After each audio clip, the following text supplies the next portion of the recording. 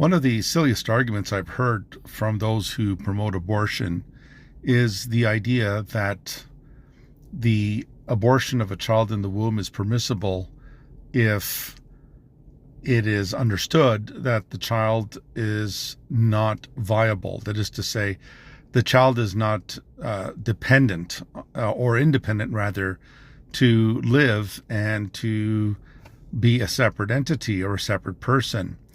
And the other problem with that, first of all, is that the child is a unique entity with his or her own DNA that is separate from the mother.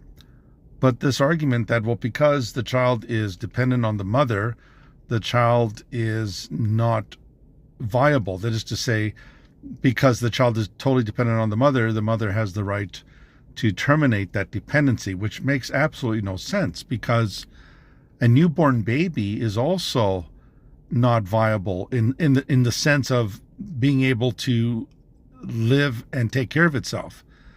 Even if it's removed from the womb and the child has its umbilical cord severed, and the child now can breathe on its own, that is, breathe oxygen, that child is still viable.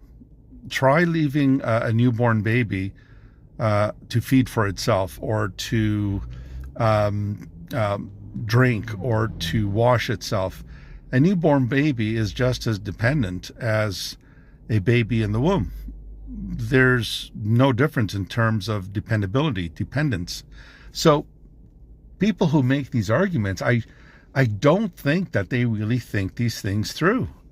And at the bottom line, I think the reason why they use words like the baby's not viable, et cetera, in the womb, these are all arguments that are intended to justify the murder of the child in the womb. These are arguments that are meant to circumvent the real elephant in the room. And the elephant in the room is that this is a little human being. And you are trying to find cause or justification, in a sense, to almost appease your conscience from the horror that is being committed when an unborn child is being murdered. And so this whole argument about viability, or the child's not viable in the first year or two. If you leave a child to himself or herself, they will die, because they're completely dependent on the parents to take care of it, which is the way God has designed us.